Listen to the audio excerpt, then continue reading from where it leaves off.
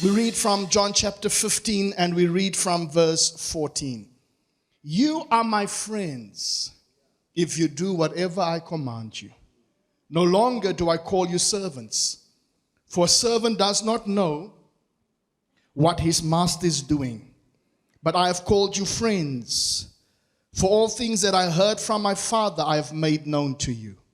You did not choose me, but I chose you, and appointed you that you should go and bear fruit, and that your fruit should remain, that whatever you ask the Father in my name, he may give you. These things I command you, that you love one another. I want to say, just to preempt the major thing that I want to also deal with this morning, for you and I to have a life of breakthrough, for you and I to live the blessed life as a disciple of the Lord. It's at the other end of the following things. It's the other end of a deepened prayer life. It's at the end of a consecrated, fasted life. It's at the end of a yielded, sacrificial life. A yielded, sacrificial life means a life of giving and generosity. It's at the end of a dedicated life of service to the Lord. It's at the end of a nevertheless obedient walk with the Lord. At your word, nevertheless, means we will live. Because the disciples, when Jesus found them, he found some of them in the boat. And when they were in the boat, they were already doing what their life's passion and position and purpose was, catching fish. Jesus comes and Jesus says, should you maybe not try, I'm paraphrasing, throwing on the other side. And they said, nevertheless, at your word. The life of a disciple is a nevertheless obedient life. That, Lord, at your word, we will do this. At your word, we will live. A disciple, according to Bobby Harrington, is someone who is following Jesus, being changed by Jesus, and is committed to the mission of Jesus. Is someone who is following Jesus, being changed by Jesus, and is committed to the mission of Jesus. If the team have my picture ready, I'm going to ask them to put it on the screen for us. So, the three characteristics that we have to look at this morning is, number one, I follow Jesus. Number two, I'm being changed by Jesus. Number three, I am committed to Jesus. So, it happens that if we look at our picture right here, we see that the top part says the mind is now being transformed. That I am about to do what? Follow Jesus. I'm about to follow Jesus. It is not a decision made just emotionally. It's not just a decision made because the preacher and the teacher of the word at that moment touched my emotional life. No, it is a decision I make soberly that my life needs to change. My life needs to be transformed. It's a decision I have to make that my mind is now being touched and showing me. The Lord is soberly showing me the difference of where my life is going and where I should be heading in Him. Then it goes from my mind saying I need to follow Jesus, by my heart saying I need to be changed by Jesus. My heart understands I need to be changed by Jesus. Follow Jesus means I need to connect. I need to then go to the next line that says I need to join Jesus. Many times in church, we are at these two pods. We are at following and changed, but not many of us want to join the mission of Jesus. That's why we're saying church is important, yes. But we only make church important for ourselves for the Sunday morning, and we don't recognize that the work lies beyond the four walls. In the mind, we make the decision to follow Him. Which means If I want my life to be changed, we go to the inner part of it, says I need to connect in a discipling relationship. I need to connect with those that have walked this walk. I need to connect with those who live this life. I need to connect with those who are carrying this great grace on the inside of them.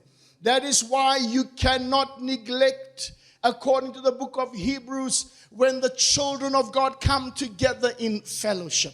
I understand life has changed. I understand that we no longer live in the 80s and the 90s where it was only one Sunday and the major social grouping of our people used to happen in the church. And I understand that, yes, you work the whole week. I understand you have commitments the whole week. But the understanding of the coming together of the saints, according to Ephesians chapter 4, 11 and 12, is to equip them for the work of ministry. Not just ministry, but life as well. You don't neglect the coming together. You don't neglect the fellowship of the saints. You don't neglect the worship of the saints. You don't neglect the ministry of the saints. You have to connect in a discipling relationship. In the world out there, some of us are in the corporate understanding. We know that we need mentors and coaches, and we think if we get a mentor and a coach, then I will be able to unlock some wisdom to take me to the next level. I'm here to announce to you that even in the church, you need a discipling relationship of somebody that can take you to the next level. You see, in the world, somebody will say to you, you need my influence, you need my connection to take you higher, and you will be forever connected to me, and they will take the glory from your relationship and saying that if Adrian goes higher, it's because of my influence, because of my wisdom. No, but in the house of the Lord, it is all for the glory of God. There are countless souls around the globe that have come through the hands of this man and woman of God. And one day when eternity calls and the heavens open and the Lord brings us all together, Bishop and Mam Neil are going to stand amazed at the souls. Family, understand this. Sometimes we think our membership matters, and it does to the church. And sometimes we think in our preaching of the word, it's just the person I see in front of me. If I'm speaking to Brother Brian, it's just Brother Brian that I'm speaking to. But you have to understand that your impact goes beyond Brian. Brian will go into the world and he will say, you know what? I know that I have the strength on the inside of me because the one that disciples me walks this walk. If I know that I can walk this walk like he walks this walk, others will now see Brian's life and connect to Brian and ask Brian, but how are you doing this? And Brian will be able to say that, you know what, I know who Jesus is because I'm living it, I'm seeing it. Family, your connection and your impact is beyond the people that you see. Please. It's that song that we heard in the 80s and the 90s. Thank you for giving to the Lord. I am the life that has been saved. It's not about the big names. And we like the big names. I don't know why I always come back to this. And we will say, I'm a disciple of so-and-so and so-and-so. We like the big names, but we don't understand. It's not just that person, but it goes way beyond us. So in this understanding, we then know if we connect in a discipling relationship, I know that my life is changing because now I'm being asked to connect in the ministry. In the ministering of who the commission and the purpose of the Lord is. You cannot be in Siloam and only think your duty is Sunday mornings. We don't want Sunday morning Christians. So now I'm not going to come to church anymore because Pastor said he doesn't want Sunday morning Christians. You're going to sit at home and the Spirit of the Lord is not going to let you go. You and I have to connect to the mission of Jesus. Now, if you're telling me, Pastor, I don't have the time to connect, then please, may I say this to you. Give us your money and we will connect you.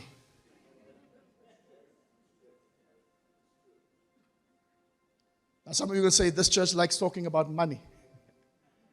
Give us your resources and we will use it to send the ones that have the ability to go. None of us have an excuse. Because it's your time, it's your talent, it's your treasure. If I don't have the time, can I give my treasure? If I don't have the talent, can I give my treasure or my time? However you work it out, none of us have an excuse to say that we are not part of the mission of God. None of us. Not your age. Your age does not preclude you, because Paul writes to Titus and he says, tell the old women, tell the mothers of the church that they need to teach the younger ones. So I'm old, Pastor. I can't do that. The Lord says, teach the younger ones. Pastor, I don't have the money to enable the mission. Then give me your time and give me your talents. You can give something. And you will see the moment if I don't have the treasure, but I give my time and I give my talents, the Lord brings the treasure. If I have the treasure and I have the time but not the talent, the Lord unlocks the gifting that is greater than the talent. Because the gift will make room for you. Everything, and I always used to laugh when Pastor Maury used to say that everything he has is because of the church. But Mom, the other day I thought about it. Everything I have is because of my life in the church. Because I met my wife in church. She came looking for me. No, she didn't. But I met my wife in church.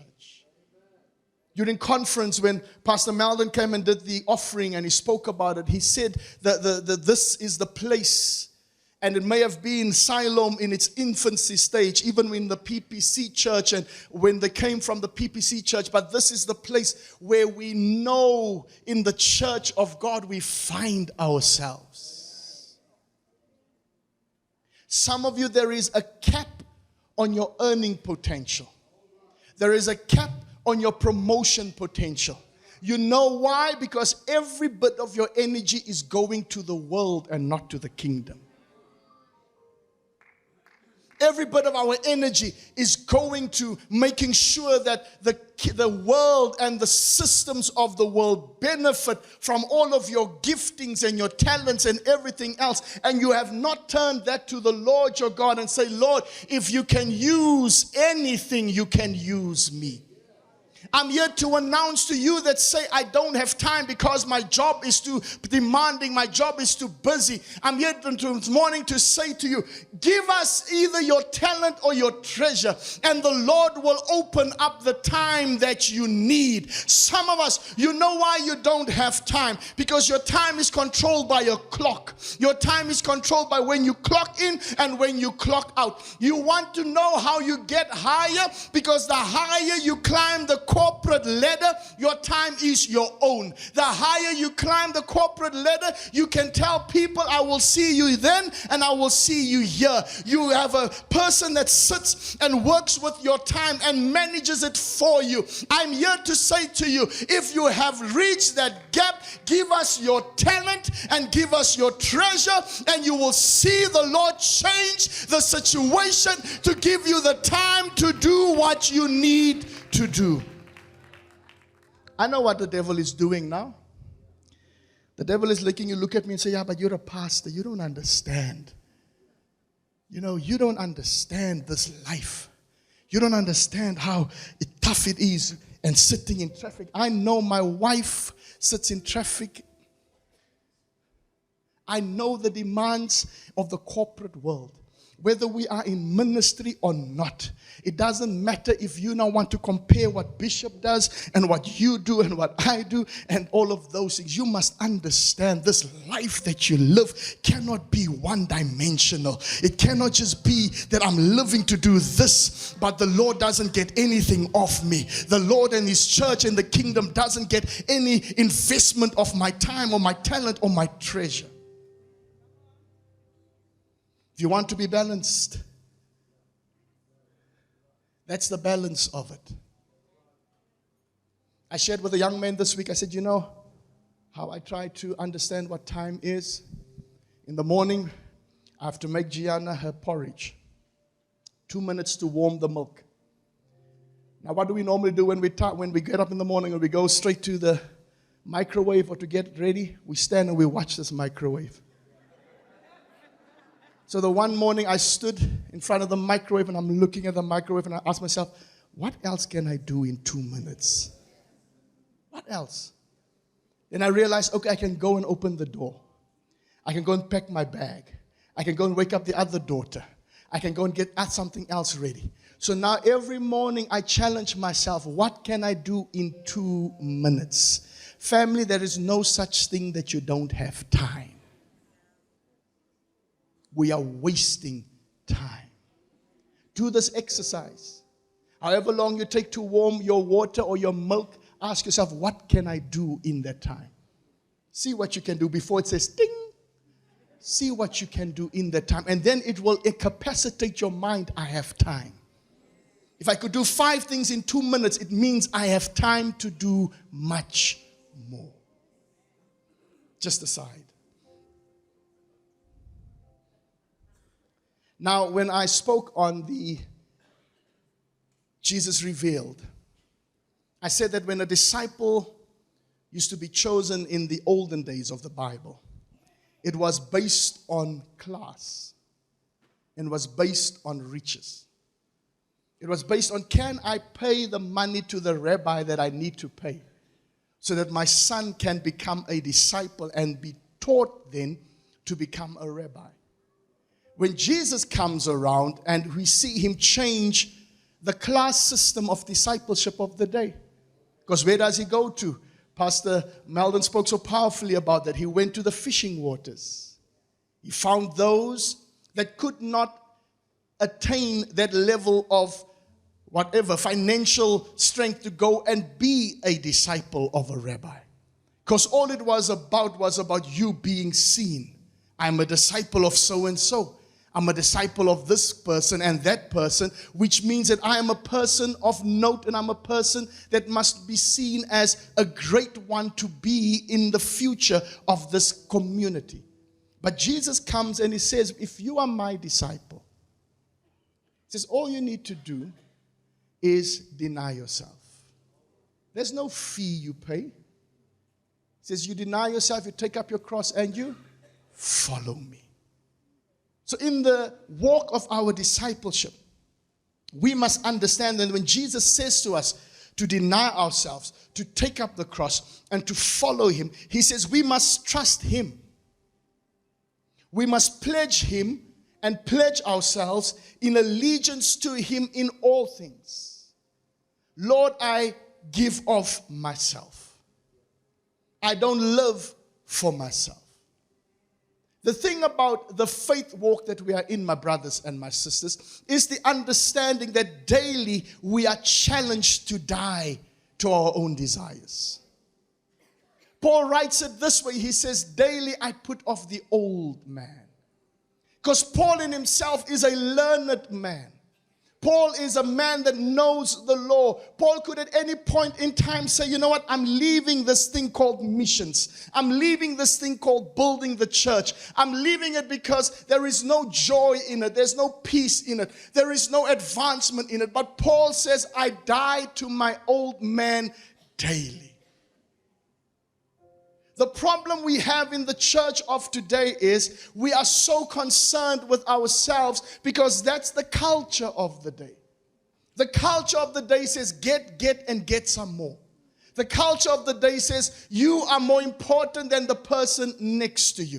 The culture of the day says it's okay to be shameless in this world. You can do whatever you want to do, and people will just leave you, and it's okay. You can just live your life. Jesus says, my disciples die to themselves daily, because we must imitate him.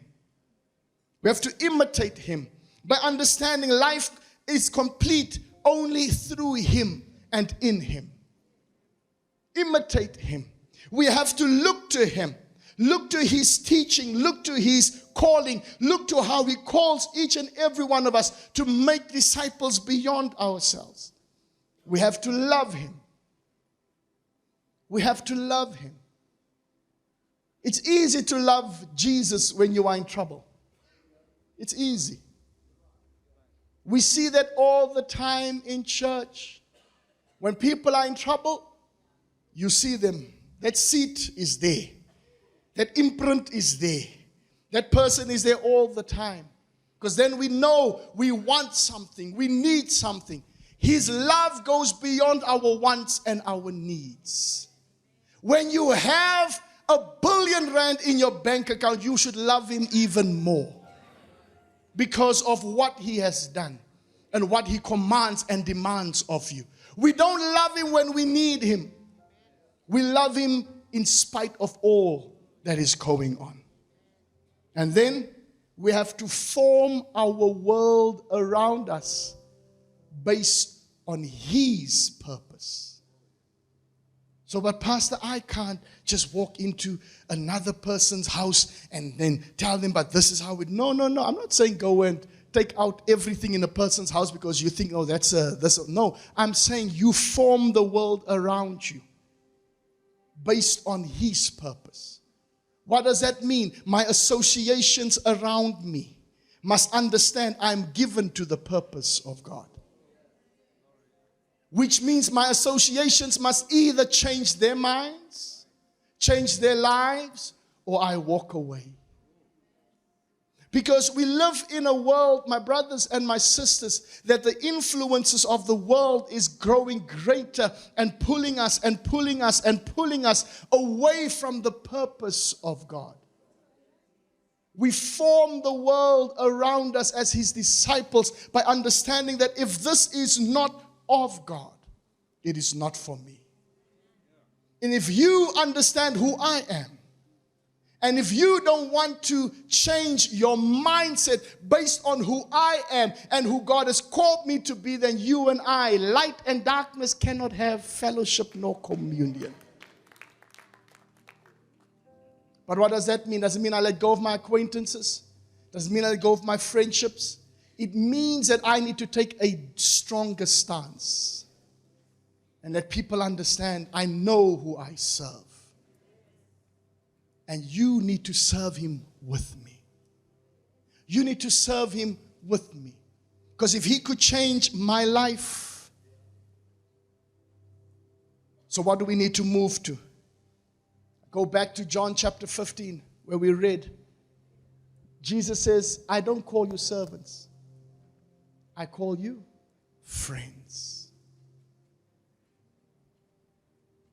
A few years back, when I stepped into full-time ministry, I was coming to Bishop the one day and I said to Bishop, I'm tired of being a servant. I want to be a son. I don't know if Bishop can remember. I said, I'm tired of being a servant. I want to be a son. And I laid my life bare before Bishop. I said, these are my struggles. These are my weaknesses. These are the things that I know weighs me down.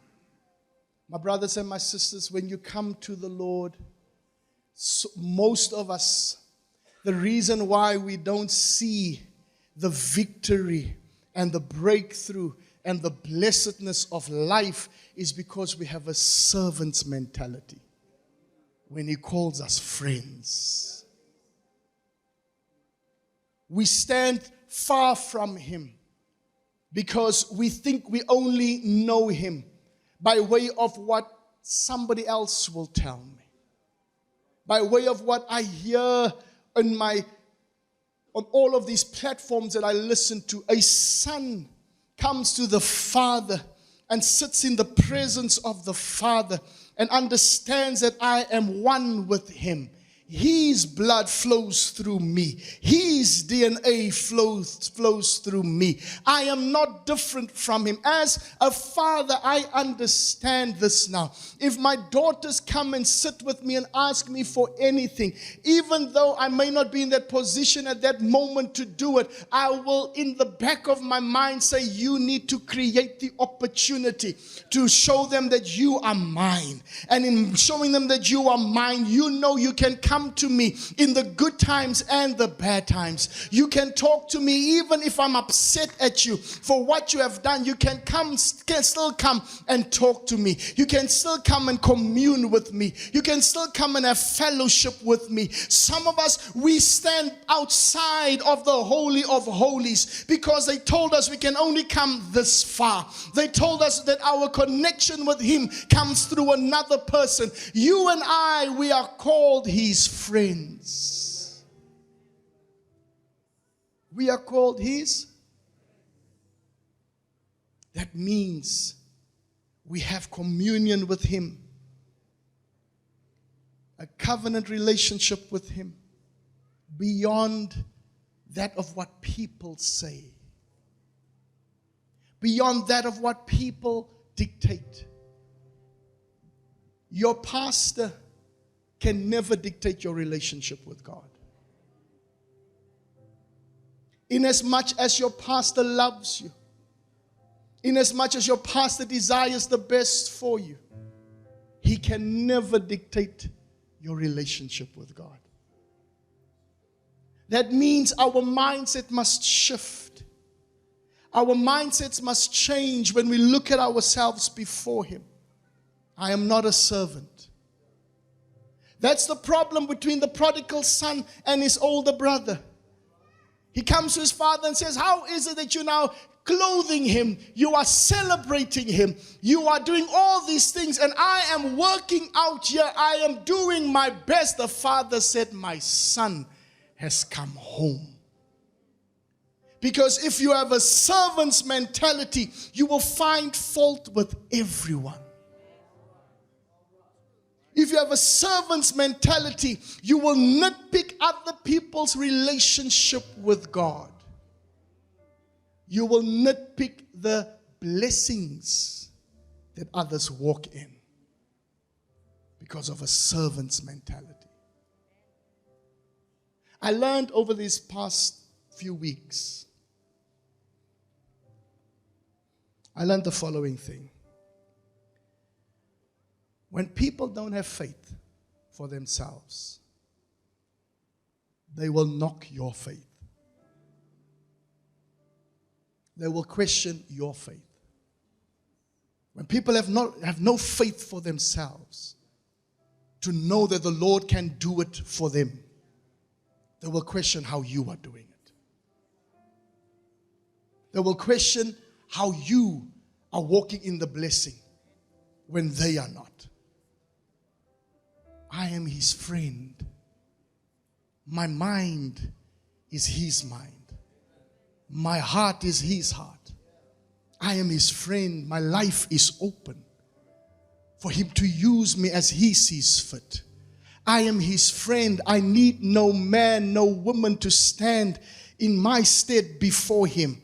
I come before him boldly and I lay my life before him. My worship to him is free. My worship to him is not cumbersome or burdened by my sin and my anxieties or by my connections to other people. My worship to him is free. My worship to him is in freedom. They sang the song Freedom. My worship to him is not cumbersome and burdened. My life is open to him. My everything, my time, my talent, my treasure belongs to him. So if he needs me to do things beyond myself, I am his friend. Speak to me and I will do. Speak to me and I will go. Speak to me and I will stand. Speak to me and I will speak. Speak to me and I will be what you have called me to be. I am your friend. Bless me, O Lord, because of what you have done for me. Not because of what I have done, but bless me because you see your grace in operation on me.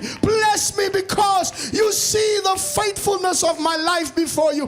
Bless me because you see the surrender of my purpose before you. Bless this house, oh God, because you see our coming before you in obedience. Bless your people here this morning that they may understand that we are not servants, but we are friends of the Most High God. We stand before you in freedom. We stand before you, oh Lord, with our hearts raised.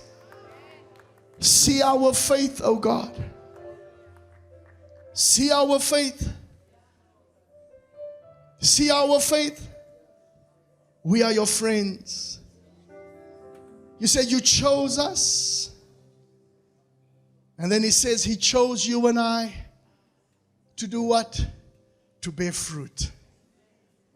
Then he says further to that, I chose you to bear fruit for the following things, that whatever you ask in my name, you shall have.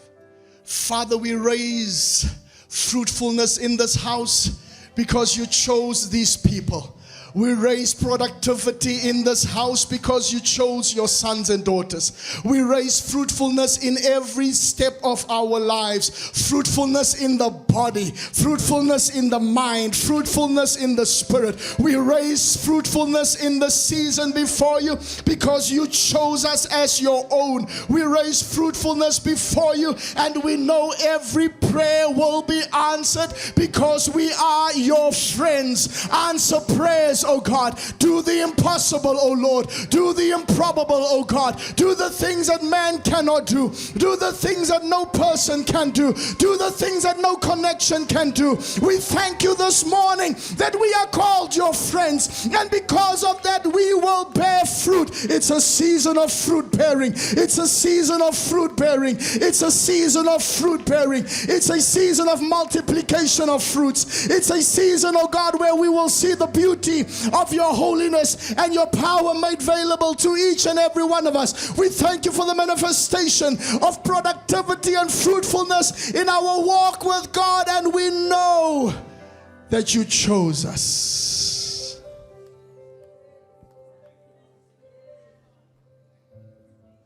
Fruitfulness. Every prayer that's being prayed in this season, every prayer in His name, in His will, in His purpose. Father, let there be a manifestation of it all. In Jesus' name. Let's put our hands together for the Lord this morning.